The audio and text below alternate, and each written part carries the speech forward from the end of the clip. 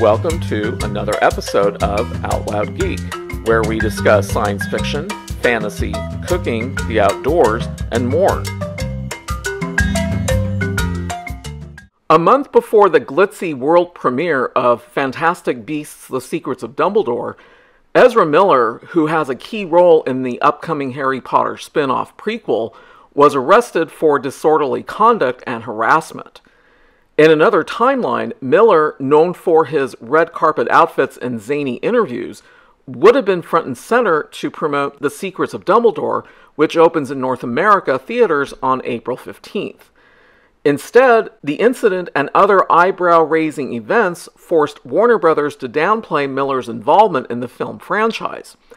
Complicating matters is the fact that Miller also headlines next year's DC Comics adaptation, The Flash, for Warner Brothers.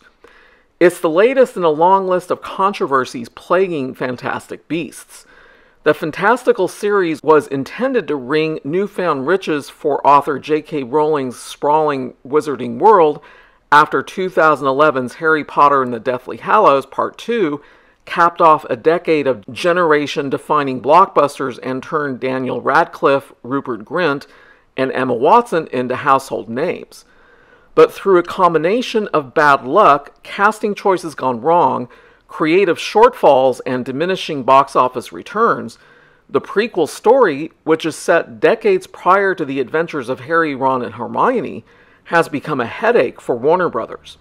Rather than expanding the franchise's relevance beyond Potter and his pals, Fantastic Beasts hasn't managed to justify its existence without everyone's favorite boy wizard. "This is their Star Wars franchise. You expect more," says exhibitor relations analyst Jeff Bach in reference to Disney's premier franchise set in a galaxy far, far away. "This is supposed to be a crown jewel, and it's not behaving like one." Warner Brothers declined to comment. For Warner Brothers, Harry Potter is one of its two flagship franchises. DC Comics is the other, intended to prop up the studio's film strategy in an era where streaming services have fashioned themselves as major rivals to traditional players. But what happens when your Tiffany brand starts to rust? Miller's arrest, which took place nearly 2 years after footage surfaced of the actor appearing to choke a woman outside a bar in Iceland, adds to the troubles that have mounted since the third Fantastic Beasts was greenlit. Given lackluster reception for 2018's sequel, The Crimes of Grindelwald, Warner Brothers initially postponed filming in 2019 to retool the third movie rather than churn out follow-ups on an assembly line. The coup added more delays.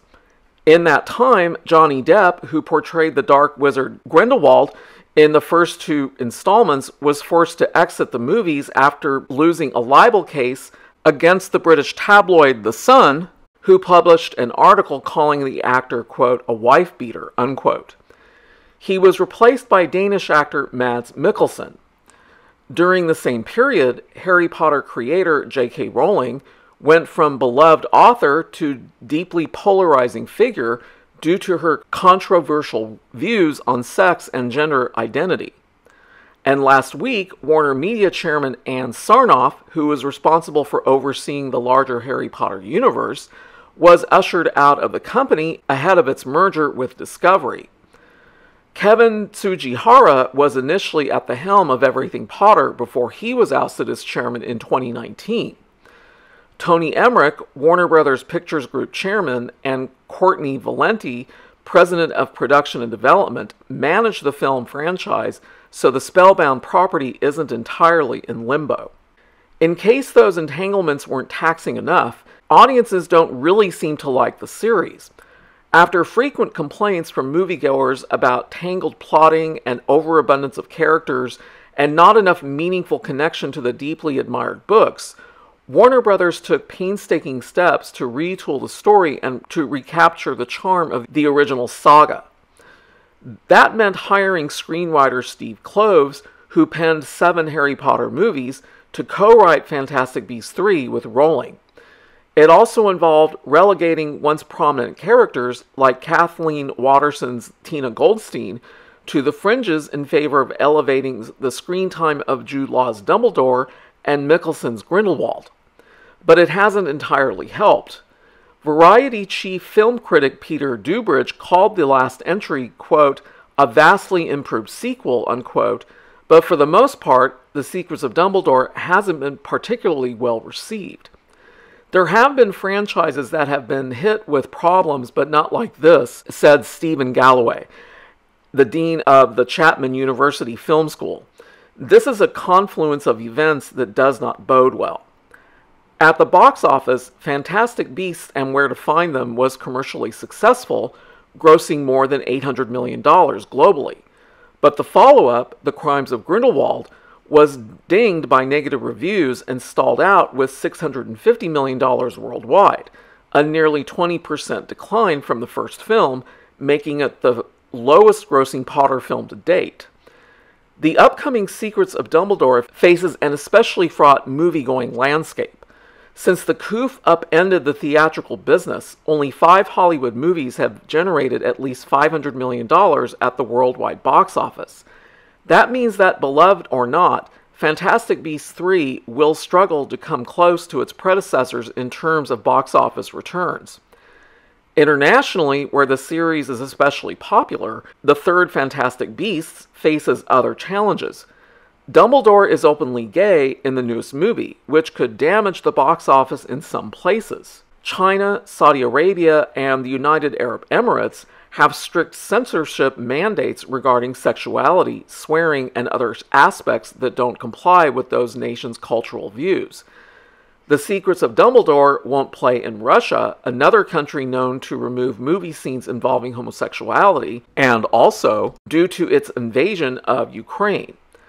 Those drawbacks could be cause for concern because the first 2 Fantastic Beasts installments made nearly 75% of revenues from foreign sales, and the tentpoles have not gotten less expensive to produce even as the global box office for Hollywood films has contracted.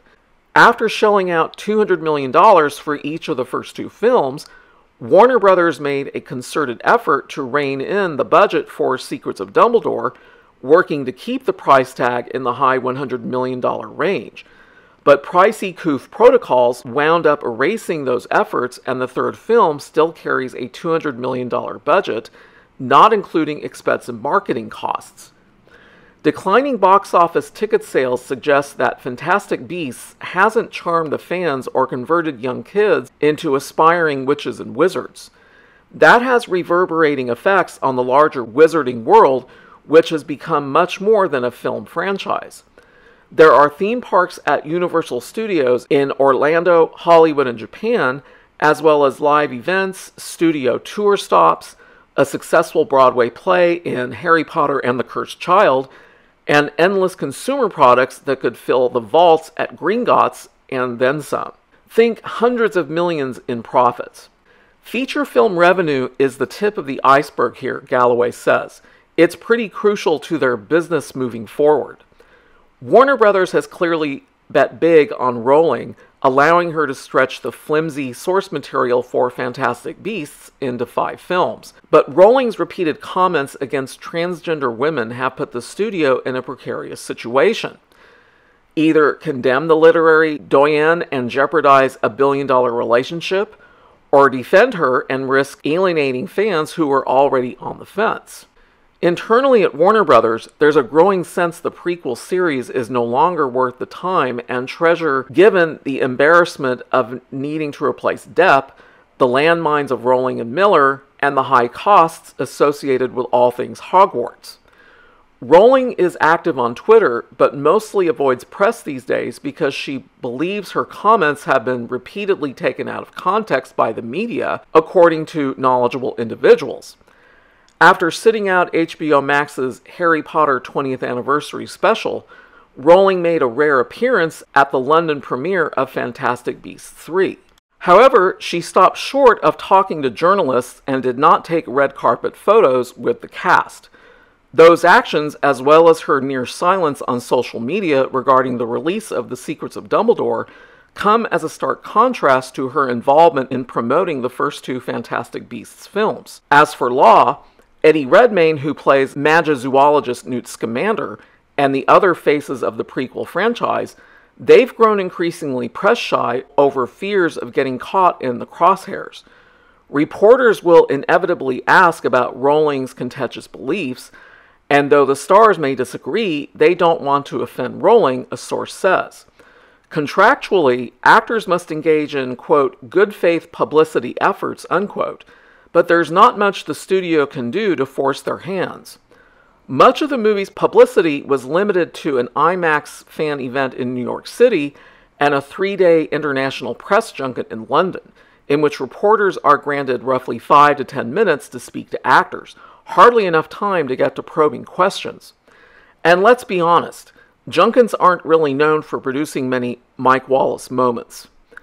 As for what's next, there's speculation about whether or not Fantastic Beasts will complete its ambitions as a 5-film franchise. At the moment, there's no screenplay for a 4th installment, sources have confirmed. Executives at Warner Brothers are willing to see how The Secrets of Dumbledore is received before giving films 4 and 5 the green light. Analysts believe Warner Brothers could save face by returning to reliable favorites at Hogwarts School of Witchcraft and Wizardry. For one, Harry Potter and the Sorcerer's Stone director Chris Columbus expressed an interest in adapting The Cursed Child stage show, which picks up directly after the epilogue in Deathly Hallows and centers on Harry, Ron, and Hermione and their offspring for the big screen. Though Warner Brothers is an investor in the Tony-winning play, Rowling owns the rights to Cursed Child. Potter and Company could also find new life on streaming. Though nothing official is in the works, there are early conversations about a Harry Potter-related TV series for HBO Max. A friendly piece of advice: Bathilda Bagshot's handbook, A History of Magic, may not be the most commercially viable Potter text to turn to next. The only way to put Harry Potter back on the map is to go back to the original characters, Exhibitor Relations box says. That's where the money is at the box office. Thank you for watching today, and thanks to everyone who has subscribed to our YouTube channel. We appreciate your support. If you enjoyed this video, please press the like button below, and please feel free to share a comment. If you would like to see more of our videos in the future and help support this channel, please subscribe right now by clicking on the red subscribe button below. You can also find us on Facebook and Twitter by clicking on the links in the description. Until next time, this is Out Loud Geek.